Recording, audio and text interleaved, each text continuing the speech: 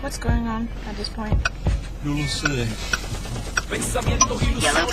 Oh, sorry. It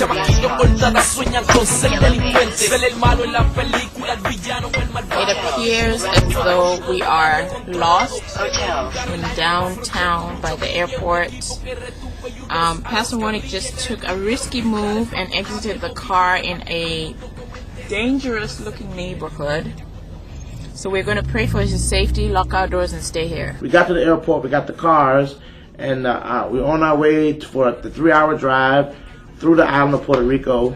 And the first thing that happened to us, the pastor's son was in our car, and we got lost. We were gonna follow them, and we took a wrong exit. And apparently, the exit that we took led us right in the middle of Puerto Rico's worst ghetto.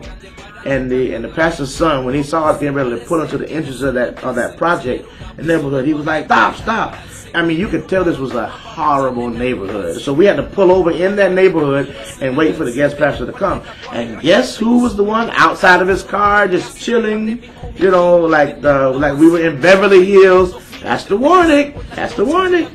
You know, the white guy, you know, was out in the middle of the ghetto, just leaning on his car while all the drug dealers are passing by. And it was just hilarious. And he tells, the story is, he tells Stephen that he didn't know he was in a ghetto. He thought he was just in an industrial neighborhood. What's going on? For his dad. We're supposed to stay in the car. Okay. Why? I believe this is a dangerous neighborhood. Is that why?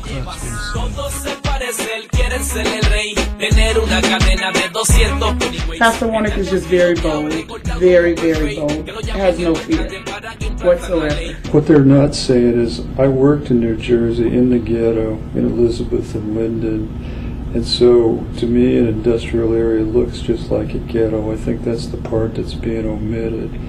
And I walked around in New Jersey. You just keep your eyes in your head. So that would be the only editorial comment I'd add to a story which keeps gaining in detail the more times it's told. Somos creación de nuestro Dios. A few years ago, while trying to develop this multicultural experience here at the Pilgrim Baptist Church, the Lord laid it on my heart that we need to be more proactive about our multicultural assimilation, get to know each other's countries and cultures a little better. And I wanted to make sure that we weren't just, multicultural in words, but also in deeds. And so I asked the families, I called a meeting with the families. At that time, it was about 18 families that were represented in our church by the display of the wonderful flags. And I said to them that we need to be serious about missions. Matthew 28 says, "Go into all the world and preach the gospel."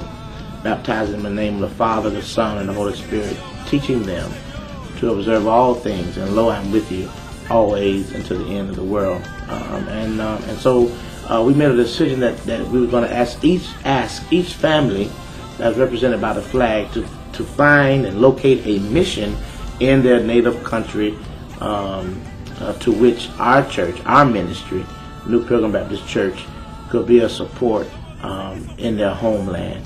And I thought by doing this, each one of our families that are represented by the flag could feel that their home church, or their church, New Pilgrim, their home church, is not just a multicultural church by words, but also by action. And so our first trip was to the great island of Puerto Rico, and the mission that we were here to help is a teen challenge ministry.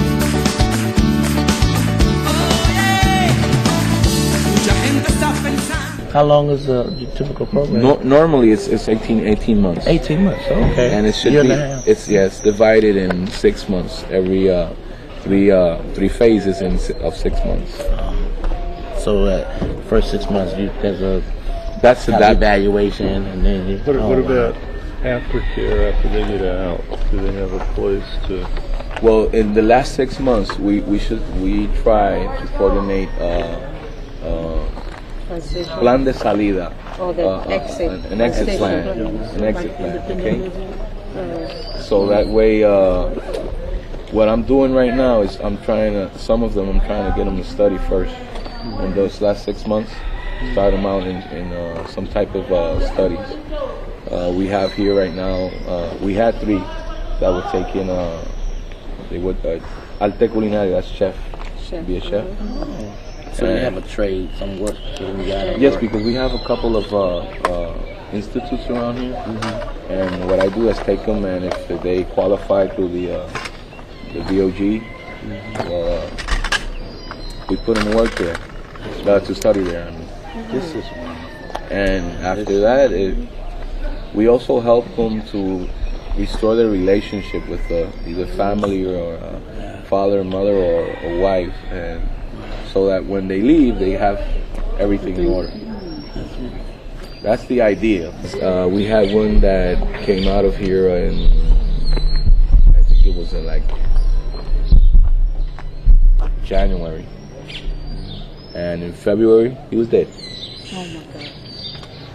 And he had a singing ministry. He could sing? Yeah, he sings rap, and he did it, you know. But he had a fight with another one, and we said, well, we're gonna have to take you to another team challenge. You can't stay in this one. So we wanted him to go team challenge in Bayamon. He didn't want to go. He said, no, I'm going home. I want to go home.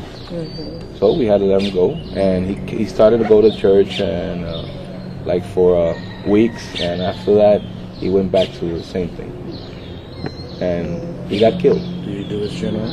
Yeah, we went to his funeral. No, the pastor who was in the church he was going when he made the funeral, and it's hard work, but it's rewarding. It's very rewarding when you see it works. When you see a life that actually comes out, and you see him, and he's going to church, and he's going good, and everything, his life is restored. You know, one that's saved is in good hands. It's good.